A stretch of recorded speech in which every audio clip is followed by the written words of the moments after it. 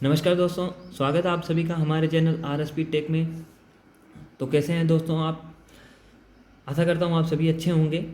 तो दोस्तों, आज की क्लास हमारी रहने वाली है एक इम्पोर्टेंट टॉपिक पे जिसका नाम है कॉम्पिटिटिव एग्ज़ाम।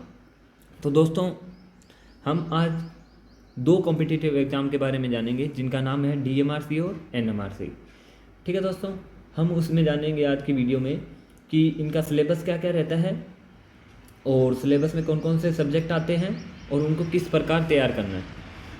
तो सबसे पहले मैं दो लाइन उन बच्चों के लिए बोलना चाहता हूँ जो निराश होकर घर पे बैठ गए हैं। इस लॉकडाउन के चलते हुए काफ़ी बच्चों को परेशानी आई है। तो देखो दोस्तों, परिस्थितियाँ हमारे हाथ में नहीं होती कभी भी। हमें सिर्फ अपने टारगेट पे फोकस रखना होता है, चाहे उस दौरान कुछ भी हो। तो सफलता उन्हीं बच्चों को मिलेगी दोस्तों जो इन सभी परेशानियों का डटकर सामना करेंगे। तो दो लाइन मैं बोलना चाहूँगा कि लहरों से डरकर नौका पार नहीं होती और कोशिश करने वालों की कभी हार नहीं होती। जैसा कि आप इनमें लहरें देख सकते हो बच्चों, कि इनसे अगर ये एक एग्जाम्पल है आपके लिए कि इनसे डर गए अगर, तो आपकी नौका कभी पार नहीं होगी।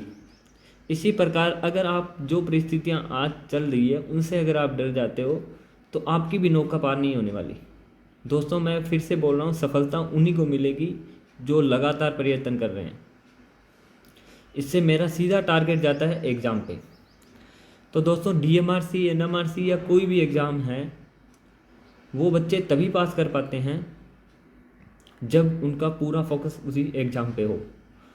चाहे बीच में कुछ भी कंडीशन आ जाए, चाहे आपको किसी की शादी में जाने से घर पे रुकना हो, चाहे आपको किसी की शादी टालनी हो, किसी की बर्थडे पार्टी डालनी हो, चाहे कुछ भी हो, ये सब चीज़ें उसी में आनी है।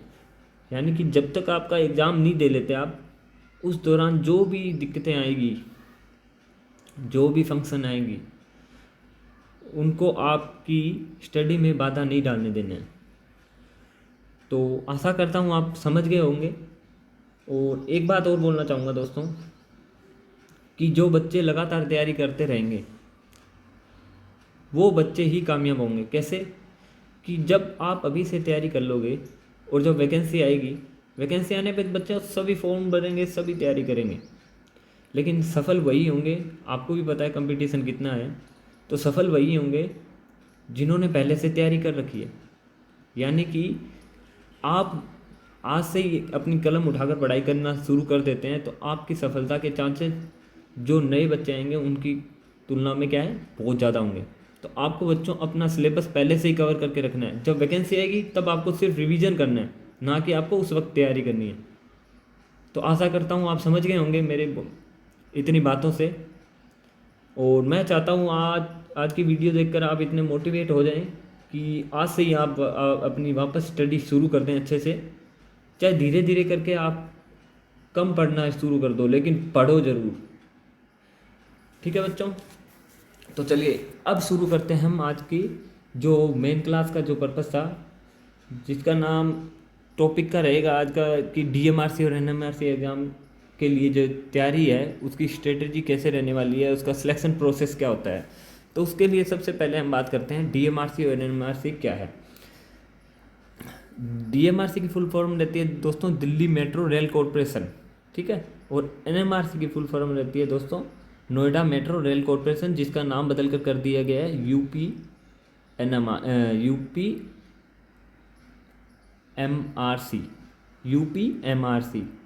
Uttar Pradesh metro rail corporation कर दिया गया इसका नाम।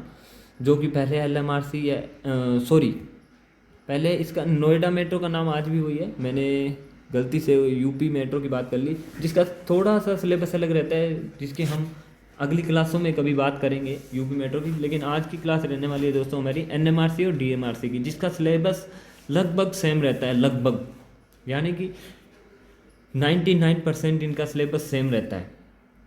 तो आज बात कर लेते हैं इनके सिलेबस में क्या क्या आता है। तो दोस्तों, ये दोनों सेम है, इसीलिए मैंने इन दोनों को एक साथ बताना चाहा कि दोस्तों जो NMRC और DMRC है उनके दोनों का एग्ज़ाम वैसे कंडक्ट करती है DMRC। यानी कि दिल्ली मेट्रो रेल कॉरपोरेशन। तो दोस्तों डीएमआरसी और एनएमआरसी का जो सिलेबस रहता है वो रहता है दोस्तों, जिसमें क्वेश्चन आते हैं टोटल 120, यानी कि 120 क्वेश्चन आते हैं दोस्तों टोटल। तो 120 क्वेश्चन का दोस्तों डिवाइडेशन होता है इस प्रकार कि इसमें आती है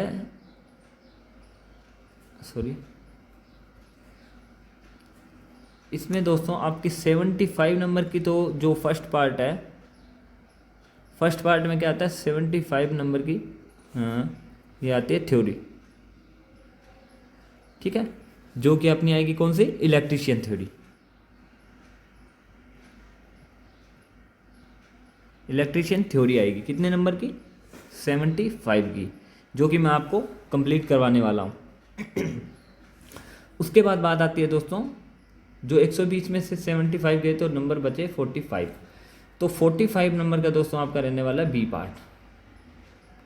क्लियर है? बी पार्ट में दोस्तों कितने का आएगा, 45 नंबर का, जिसमें से क्या क्या आता है। फर्स्ट पे आता है मैथ, दूसरे पे आता है रीजनिंग, ठीक है, तीसरे पे आता है आपका जीके, जनरल नॉलेज। इसमें दोस्तों क्या क्या आएगा, इंडिया, वर्ल्ड, इनकी ज्योग्राफी, हिस्ट्री आएगी, थोड़ी ऊपर ऊपर से आते हैं, ज़्यादा डीप के क्वेश्चन नहीं आते हैं। प्लस में इसमें आता है दोस्तों करंट, ठीक है दोस्तों, करंट जीके जिसको बोलते हैं, ठीक है दोस्तों। उसके बाद आता है दोस्तों इसमें चौथा सब्जेक्ट इंग्लिश, ठीक है दोस्तों। तो बेसिकली ये 4 सब्जेक्ट रहने वाले होते हैं दोस्तों इसमें बी पार्ट में। अब आपको तैयारी कैसे करनी है, सबसे पहले बात करते हैं हम तैयारी कैसे करनी है। तो आपको दोस्तों सबसे ज़्यादा फोकस करने वाली जो बात है वो कौन सी है, इस इलेक्ट्रीशियन थ्योरी पे, जो मैं आपकी अपलोड कर रहा हूँ क्लासें, आप उसको देख सकते हो कि आपकी ये जो इलेक्ट्रीशियन थ्योरी है दोस्तों, सिर्फ अगर आप इलेक्ट्रीशियन थ्योरी अगर आपकी इतनी पकड़ हो जाए कि आपके 75 में से 72 मार्क्स आ जाए, तो आपका सिलेक्शन कोई नहीं रोक सकता। चलिए अब बात करते हैं उन बच्चों की जिनकी थ्योरी इतनी ज़्यादा स्ट्रॉन्ग नहीं है। तो फिर आपको क्या करना है, यानी कि इन जो एग्ज़ाम होते हैं इनमें 70 प्लस वालों का, यानी कि 120 में से 70 प्लस वालों का क्या है, सिलेक्शन लगभग श्योर होता है। तो मान लो अब इनमें से जितने इन 70 या 72 में से जितने आपके कम आएंगे वो आपको पूरे करने हैं बी पार्ट से। तो जिन बच्चों का बी पार्ट स्ट्रॉन्ग है, ऐसा नहीं है सिर्फ बी पार्ट से आपका सिलेक्शन होने वाला है, आपका सिलेक्शन बेस्ड है ओनली ऑन इस पे फर्स्ट पार्ट यानी कि इलेक्ट्रीशियन थ्योरी पे। तो आपको दोस्तों क्या करना है सॉरी, आपका ये पार्ट तो मजबूत होना ही चाहिए। उसके साथ साथ अगर आपका इस पार्ट में थोड़े बहुत नंबर कम बनते हैं तो आपको वो नंबर लेने हैं यहाँ से बी पार्ट से, ठीक है, जिसमें कि रहने वाला है मैथ, रीजनिंग, करंट जीके या जीके और इंग्लिश। तो दोस्तों मैं आपको एक बात बता दूं, इलेक्ट्रीशियन थ्योरी मैं आपको कंप्लीट करवाऊंगा और एग्ज़ाम की दृष्टि से करवाऊंगा। आज मैं आपको बोल रहा हूँ, पहले मैं पूरी क्लासें ले रहा था लेकिन अब मैं उतना ही कराऊंगा जो कि एग्ज़ाम की दृष्टि से इंपॉर्टेंट है। तो अब के बाद में जो भी एग्ज़ाम में जो भी क्लासें अब मैं अपलोड करने वाला हूँ वो सारी की सारी एग्ज़ाम की दृष्टि से जितना इंपॉर्टेंट है उतना ही करवाऊँगा। मैं पूरा नहीं लिखवा रहा ना, मैं पहले भी नहीं लिखवा रहा था लेकिन अब मैं और इसी पे मैं काम करूँगा, ठीक है दोस्तों। तो मैं डीएमआरसी और एनएमआरसी की दृष्टि से मैं आगे का सिलेबस करवाने वाला हूँ। अगर आपका डीएमआरसी और एनएमआरसी का कंप्लीट हो जाता है तो इसके साथ साथ आपकी और भी यूपी मेट्रो, गुजरात मेट्रो, ठीक है, जयपुर मेट्रो, उसके साथ साथ जो भी हरियाणा लाइनमैन या जितने भी आपकी स्टेट वाइज है, जो भी इलेक्ट्रिसिटी बोर्ड की वैकेंसी है या रेलवे की है, वो सारी आपकी, अगर आप डीएमआरसी या एनएमआरसी के लेवल की अगर थ्योरी तैयार कर लेते हो तो आपको कहीं दिक्कत नहीं आएगी किसी भी एग्ज़ाम में, ठीक है दोस्तों। ये तो हुई पहली बात। अब हम बात करते हैं जो मैं इलेक्ट्रिशियन थ्योरी में आपको कंप्लीट करवाने वाला हूँ। आप मेरे चैनल पर जाकर देख सकते हैं, सभी आपको क्लासें अपलोड मिलेगी, स्टार्टिंग से लेकर एंड तक पूरा सिलेबस मिलने वाला है दोस्तों आपको, वो भी बिल्कुल फ्री में, ठीक है। दूसरी बात करते हैं हम बी पार्ट की। तो दोस्तों बी पार्ट में कुछ डिवाइडेशन ये होता है, इसमें कई बार 12 आ जाते हैं, ये रीजनिंग के 12 नंबर फिक्स होते हैं और ये करंट और जीके जो है ये भी फिक्स होता है, यानी कि भारतीय 36 नंबर ये हो गए, प्लस में 9 नंबर की आपकी क्या आती है, इंग्लिश, ठीक है दोस्तों। तो इनमें कुछ फेरबदल करती रहती है हर बार मेट्रो। तो इनमें क्या होता है, कई बार रीजनिंग के 12 के 12 रहने वाले हैं, जीके के कम हो गए, मैथ के ज़्यादा हो गए, या इंग्लिश का एक आध कम हो गया, मैथ में बढ़ा दिया, तो ऐसे कर देते हैं। तो आपको घबराने की ज़रूरत नहीं है, आपके रीजनिंग के 12 नंबर आपको श्योर कर लेने हैं। तो आपकी एग्ज़ाम स्ट्रेटेजी इस प्रकार होनी चाहिए दोस्तों, मैक्सिमम नंबर आपको लेने हैं पहली बात थ्योरी में, उसके बाद आपको काम करना है रीजनिंग पे। आपको रीजनिंग में अगर आप में 12 में से 12 नंबर आ जाते हैं और आप बिल्कुल भी नेगेटिव मार्किंग नहीं देते हैं, तो इससे ज़्यादा प्लस पॉइंट आपके लिए कुछ हो ही नहीं सकता। रही बात जीके की, तो जीके को आपको दोस्तों वही क्वेश्चन करने होते हैं जीके में हमेशा, जो या तो आपको 50-50 उसमें होता है कि आपको 4 ऑप्शन में से 2 ऑप्शन का पता है कि इन दोनों में से कोई एक है तो करना होता है, या फिर आपको श्योर हो बिना ऑप्शन के आपको आ रहा हो आंसर तो ही आपको करना होता है, अदरवाइज इसको नहीं करना होता। रही बात इंग्लिश की, तो इंग्लिश में आपको थोड़ी करवा दूंगा, मैं देख रहा हूँ कोई टीचर मिल जाएगा तो मैं वैसे करवा दूंगा, वरना इंग्लिश में आपको दोस्तों बता दूँ, इंग्लिश में आते हैं टेंस, ठीक है, active passive voice, direct indirect, जो कि बहुत ईजी टॉपिक है। जिन बच्चों का बी पार्ट स्ट्रॉन्ग है वो मेन फोकस करें थ्योरी पे। वैसे भी मैं आपको बोलना चाहूँगा अभी आपका सबका फोकस रहना चाहिए थ्योरी पे, उसके बाद हम बात करेंगे बी पार्ट की। बी पार्ट में आपका स्टार्ट करूँगा जब इलेक्ट्रिशियन थ्योरी लगभग 80 या 90% कंप्लीट हो जाएगी, उसके बाद हम बात करेंगे बी पार्ट की। उसके बाद हम स्टार्ट करने वाले हैं बी पार्ट की। उस दौरान मैं बीच बीच में कभी कभार इनमें से किसी भी एक की मैं क्लासें अपलोड करता रहूँगा, ठीक है दोस्तों। रही बात रीजनिंग की, रीजनिंग हम A to Z रीजनिंग हम कंप्लीट पढ़ेंगे, वो क्लासें मैं आपको एक साथ देने वाला हूँ सभी की सभी। और करंट जीके आपको दोस्तों मैं बता दूं, करंट जीके को आपको पढ़ने का ये रूल होता है कि करंट जीके आपको एग्ज़ाम से पिछले 6 महीने का पढ़ना होता है। तो आप एक काम कर सकते हो, डेली 15-20 मिनट या आधे घंटे करंट जीके को स्टार्ट कर सकते हो आप डेली। तो डेली बेसिस पे अगर आप इतना पढ़ लोगे तो आपका करंट जीके में नंबर नहीं कटेंगे। आपको पढ़ना है प्लस आपको नोट्स बनाने हैं करंट जीके के, ठीक है। और जीके में मैं आपको बता दूंगा जब मैं जीके पढ़ाऊँगा, या जीके के बारे में मैं बता दूंगा किस प्रकार आपको जीके पढ़ना है, ज़्यादा स्ट्रेस नहीं लेना है बी पार्ट में। बी पार्ट में आपको नंबर देगा, असली नंबर देगा रीजनिंग, उसके बाद में इंग्लिश और करंट जीके। मैथ का कोई वो नहीं है, मैथ कई बार टफ भी आ जाती है, कई बार इजी भी आ जाती है, तो मैथ पे दारमदार नहीं रखना है आपको। तो ठीक है दोस्तों, इस प्रकार आपका रहने वाला है NMRC और DMRC का सिलेबस। अब हम बात करते हैं दोस्तों कि जो DMRC का एग्ज़ाम है वो किस प्रकार आता है। तो आपको दिख रहा है ये 2018 का एग्ज़ाम है, ठीक है दोस्तों, ठीक है। जो मैंने किसी बच्चे का लिया है ये एग्ज़ाम, मेरे पास लगभग सभी एग्ज़ाम पढ़े हैं DMRC और NMRC के पिछले 3-4 या 5 सालों के, तो वो भी आपको मिल जाएंगे। तो दोस्तों ये देख सकते हो आप किस प्रकार ये DMRC का एग्ज़ाम आता है, ये उसके आंसर की है। तो आपको मैंने पहले भी इलेक्ट्रिशियन थ्योरी पढ़ाते वक्त मैंने आपको बोला है कि दोस्तों हिंदी के साथ साथ आपको इंग्लिश भी आनी चाहिए और इंग्लिश के साथ साथ आपको हिंदी भी आनी चाहिए। तो आपको दिख रहे हुए ये क्वेश्चन एक मर्क्यूरी वेपर लैंप से भरा होता है, तो किस प्रकार के ये क्वेश्चन आते हैं थोड़े देख लीजिए। ये लो, ठीक है, ये देखो जो 11 नंबर का क्वेश्चन, न्यूट्रल पॉइंट को अर्थ इलेक्ट्रोड से जोड़ने वाली कंडक्टर तार को कहते हैं, ठीक है। ये देखो कितने, अब आप लिखोगे अर्थ वस्तु लिखोगे, अर्थ सप्लाई लिखोगे, अर्थ लेड भी लिखोगे, क्या लिखोगे।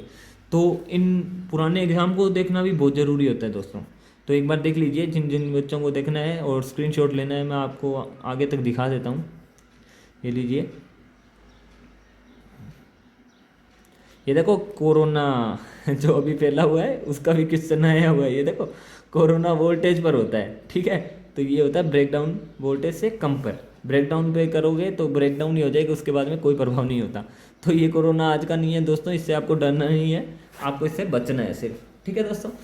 तो देख लीजिए एक बार, इनका स्क्रीनशॉट ले लीजिए, जिन बच्चों को भी ज़रूरत है मैं एक बार दिखा देता हूँ सारे। हो गया होगा ये भी आपका। इन बच्चों जो भी इनको स्क्रीनशॉट ले रहे हैं वो अच्छे से इनको क्वेश्चन को देखना, जूम करके दिख जाएगा आपको, और इन पे फोकस करना किस प्रकार के क्वेश्चन आते हैं। मैं आपको इसी आधार पे क्वेश्चन करवाने वाला हूँ, यानी कि इलेक्ट्रिशियन थ्योरी मैं आपको इसी आधार पे करवाने वाला हूँ। ये देख लीजिए, कुछ क्वेश्चन आएंगे बहुत ही ईजी से जो कि सभी बच्चे करेंगे, और कुछ क्वेश्चन ऐसे आएंगे जो कि बहुत ही कम बच्चे कर पाते हैं, जिनका कि क्या एंड में सिलेक्शन होता है, ठीक है दोस्तों। तो ये रही DMRC से रिलेटेड आज की क्लास के बारे में आपकी जानकारी दोस्तों। तो मेन फोकस आपका रहना चाहिए दोस्तों किस पे, इलेक्ट्रीशियन थ्योरी पे। वो मैंने आपको बता दिया है कि मैं आपको कंप्लीट करवाने वाला हूँ, और रीजनिंग भी मैं आपको कंप्लीट करवाने वाला हूँ। और जैसे जैसे बच्चों की रिक्वायरमेंट बढ़ेगी उस हिसाब से मैं सब्जेक्ट वाइज आपका कोर्स करवाने वाला हूँ। तो डरने की, घबराने की बिल्कुल भी ज़रूरत नहीं है, क्योंकि आप वैसे भी आगे चल रहे हो। अगर आप आज से स्टडी स्टार्ट कर रहे हो तो भी आप आगे हो। तो दोस्तों आशा करता हूँ आपको वीडियो अच्छी लगी होगी और कुछ ज़रूरी जानकारी आपको ज़रूर मिली होगी। और आप देख सकते हैं इलेक्ट्रीशियन थ्योरी की मेरी क्लासें अपलोड की हुई है, मैं आगे भी अपलोड करता रहूँगा आप सभी के लिए। तो दोस्तों अपना ध्यान रखिए, अच्छे से पढ़ाई करिए। मैं तो ये बोलता हूँ कि अच्छे से पढ़ाई करोगे तो सफल हो जाओगे, वरना आपको पता है बेरोजगारी किस प्रकार घेर रही है बंदों को आजकल, बहुत बुरे हालत है। तो इतना ही बोलूँगा दोस्तों। चलिए अपना ध्यान रखिए, अच्छे से पढ़ाई करिए। मैं तो ये बोलूँगा कि पढ़ाई करिए अच्छे से। चलिए दोस्तों धन्यवाद क्लास को अंत तक देखने के लिए।